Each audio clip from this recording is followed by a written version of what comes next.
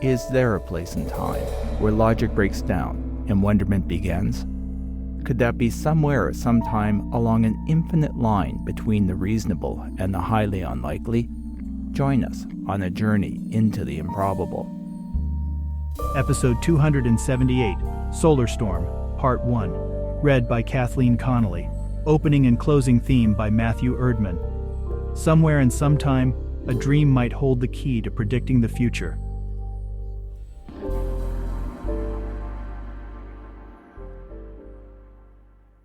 Exhausted by weeks of after-hours work, Mary wasn't looking forward to facing the reality of another day struggling with her business partner to keep their small space weather company afloat.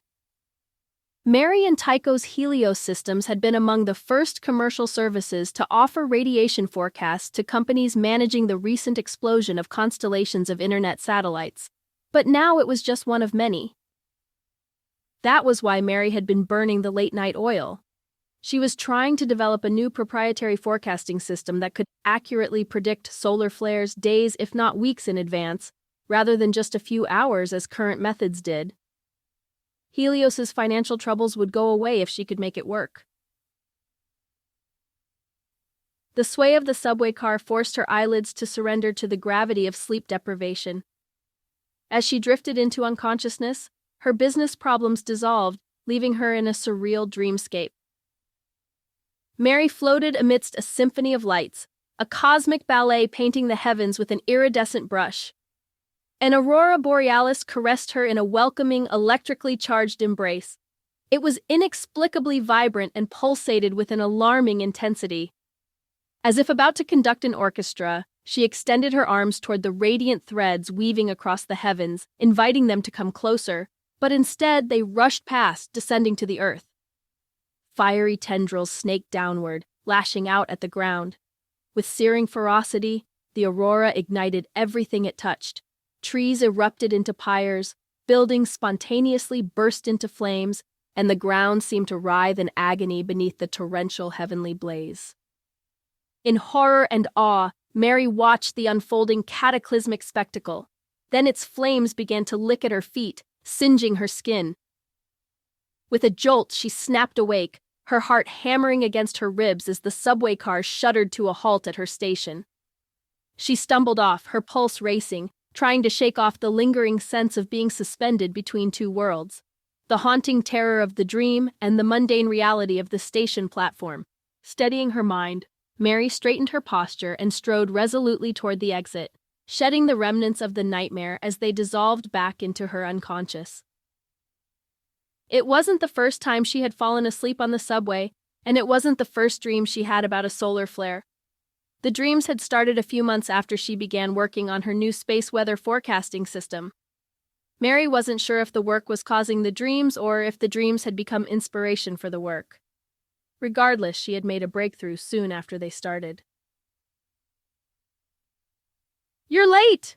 Tycho, Mary's business partner, complained, looking up from his workstation as she walked through the door of their modest office.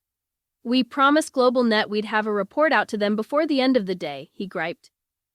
"I was up late working on the new system," Mary explained. Tycho made a face. "You've been working on that for over a year. We're not a research lab, Mary. You need to focus on our clients or soon we won't have a business." Mary was tired of the argument. As far as she was concerned, Tycho was too caught up in the treadmill of survival to see that the only way out was to offer something the competition didn't.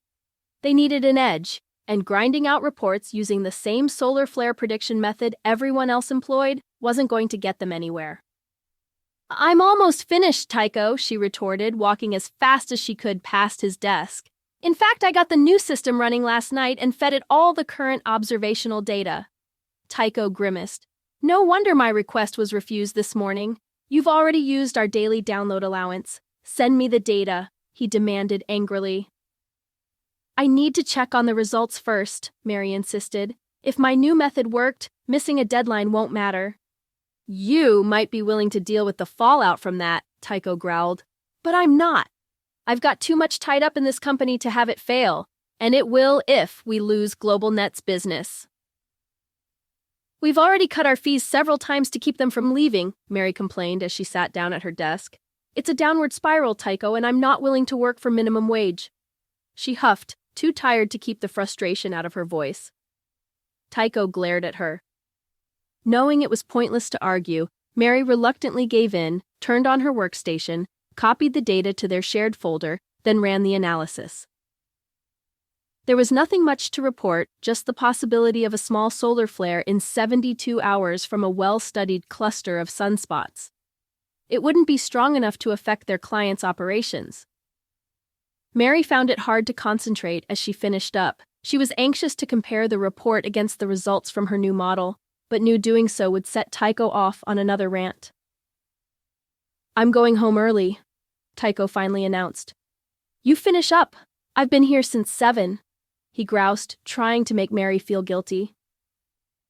Mary looked up from her monitor to face him. "You knew I had an interest in research, Tycho, when we started the company. The only way we're going to survive is by innovating. If we don't, well, just doing the same thing over and over and expecting a different result. You know how that saying goes." Anger flashed across Tycho's face. "I'll see you tomorrow," he growled. "And don't forget to set up processing for the overnight data from the Deep Space Network. We need to send out an update tomorrow." The door slammed behind him. Mary waited until she heard the elevator ding before switching workstations and launching the new system. A flashing green icon indicated it had finished crunching through the Deep Space Solar Observatory data. She quickly scanned the results, then slowed down to read the detailed projection, letting out an involuntary gasp. "No, that's got to be wrong," she muttered to herself and compared her projection with the one she and Tycho had just sent out. The two reports agreed on the timing of the event and the sunspot grouping, which would be responsible for it, but that was all. Mary stood up, ran her fingers through her hair, then paced around the office, head spinning with the implications. Nervously, she sat down and stared at her screen. The strength graph glowed ominously, peaking at an astonishing X200. The largest recently recorded flare had been an X45, which hadn't been aimed at Earth.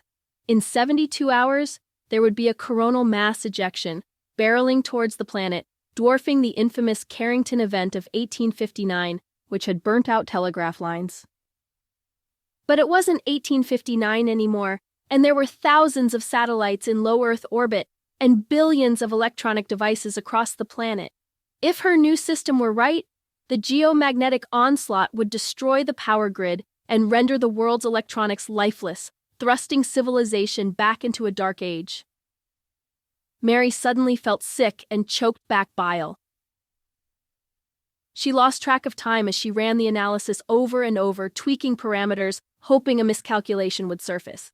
Yet, each iteration reaffirmed the impending disaster, amplifying her growing panic. Her methodology was new and needed peer confirmation, the scientist in her reminded. However, if there was a possibility she was correct, should the world remain ignorant, preparations could be made, devices turned off and unplugged, power grids shut down, planes grounded, and trains canceled.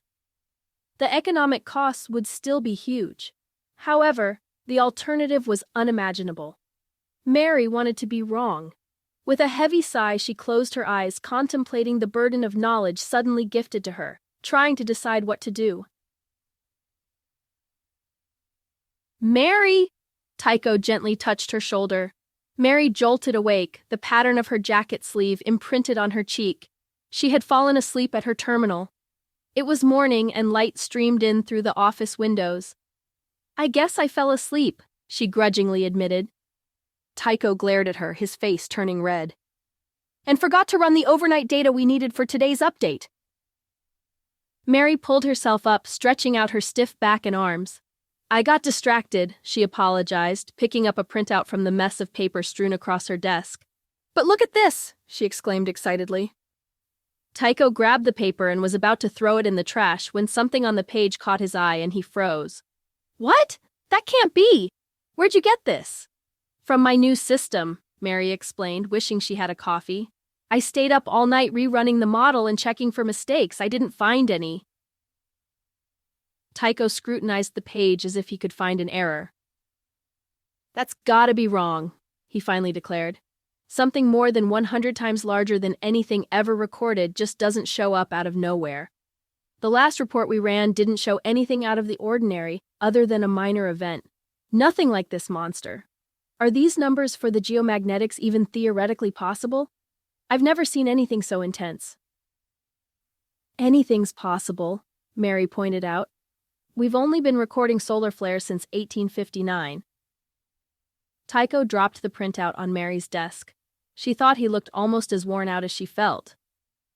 Obviously, there's a problem somewhere in the underlying math, he dismissed. You should have someone else look at it, but right now I need your help to run the data you neglected to process last night. I hope none of our clients complain we're late with the update. At a minimum, they'll demand a discount. Fine, Mary yawned unsympathetically. I've just started running the data and I'll help you with the report from home when it's finished. I'm going there to take a shower and a quick nap, she lied. She knew Tycho was right. She needed another set of experienced eyes to review her work, and she knew just the person to help, hopefully soon enough to warn the world. Tycho nodded. Okay, but I'm counting on you, Mary. I need you fully on board to get this done today. Instead of heading home, Mary took the subway to the George Street station and walked the last few blocks to the astrophysics department at the university. It was a cloudy, humid spring day, which made Mary wish she had time to go home and change into more weather-appropriate clothes. Old maple trees formed green canopies in spots over the street. If it happened, the trees would record the event in their newly forming rings, but nothing else in their lives would change. That wasn't the case for the hustle of human activity under their leafy embrace. It would be irrevocably altered. What would it be like living in the city without power, no air conditioning in the summer, and no central heating in the winter? If she were right, the Earth's magnetic field, amped up by the massive solar storm, would inductively charge hundreds of thousands of power lines to the melting point, wiping out the last 2 centuries of technological development. Mary quivered at the thought. It was what she was there to prevent. She would get confirmation of her prediction and give the world time to unplug itself, or prove she was wrong.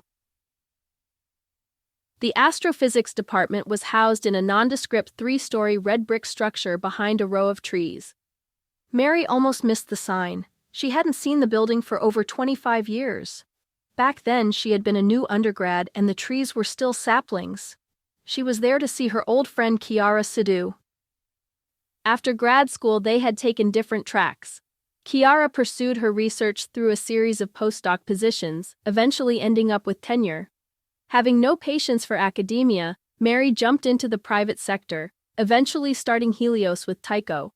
Until recently, she hadn't had the time to think about what life as an academic might have been like. She reminded herself she wasn't there to rethink past decisions. Mary walked through the doors and turned left up the stairs to the second floor where the prof's offices were. The hall was the same depressing beige as it had been when she was a student. Even the ceiling tiles hadn't been replaced, still sporting rust stains where the nearly century-old plumbing had once failed. Apparently, astrophysics hadn't fared well in the rush to expand business and other programs that attracted corporate donations. Chiara's office was at the end of the hall, and for a brief moment, Mary thought she should have called first. But there were less than 60 hours left before the storm hit. If Chiara wasn't there, she had no time to track her down. Mary stopped in front of the office door and knocked hesitantly. There was no response. She tried again.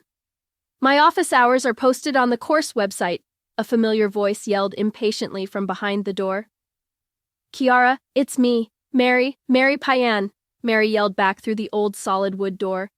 The screech of a chair being abruptly scraped over tile replied, followed by footsteps before the door was abruptly thrown open. "Mary, it's really you!" exclaimed a tall, elegant, middle-aged woman, her brilliant smile casting shadows into the hall. Chiara swooped up Mary in an embrace. "It's great to see you, and so unexpected too. What brings you here? Are you still doing your space weather forecasting?" Mary stood back to take in her old friend. "I keep meaning to come over, but I get so caught up with business and time just seems to evaporate. You look great. How's academic life?" Chiara told her about her research, the current crop of grad students, and the perennial threat of budget cuts for small programs like hers. Mary told her old friend about the treadmill her business had become, the growing competition, and the struggle to keep their heads above water, and finally, her plan to rise above it all with a new, more accurate space weather forecasting system. I ran it for the first time last night, Mary explained. It's why I'm here. I'm hoping you'd be willing to take a quick look at the algorithm. See if you can find any flaws in my approach.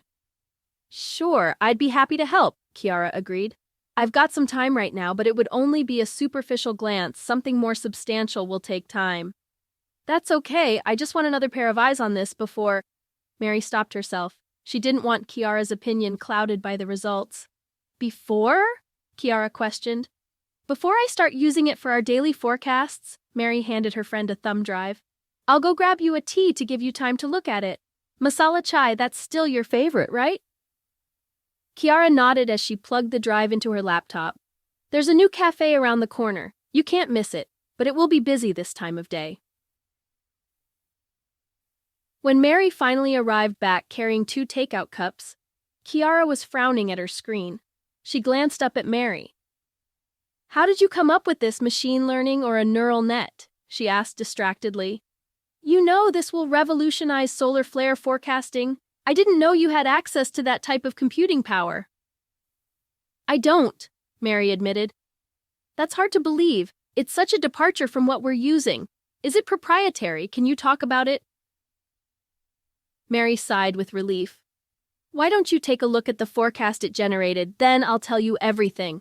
She handed over another thumb drive, then took a seat while Kiara loaded it. Kiara's eyes widened. My first response is to dismiss this. I can see why you had me look at the algorithm first. From the cursory glance I gave it, it's an entirely new way of analyzing the sun's magnetic flux around sunspots, and before seeing this prediction, I would have said it should work. But now, she gasped, this needs to be somehow collaborated using a different method because if it's correct... Kiara trailed off, looking back at her screen. So, you have a way to confirm the model's accuracy? Mary asked hopefully. Not in the time available. It would normally take months, maybe even years. How did you come up with the idea? It's brilliant, just unproven. Mary braced herself for the inevitable reaction. I had been racking my brain for a way to improve space weather forecasts, she explained. I became so obsessed that it began invading my dreams. In one, I was trapped in the sun's magnetic fields, whipping around as if I were a wisp of plasma. Then, I suddenly understood that it wasn't just chaotic. The next day, with the help of an AI, I wrote that algorithm to find the pattern I had seen in the dream. They both sat in tense silence for a moment. A dream? Kiara noted skeptically. Your prediction model is based on a dream? To be continued.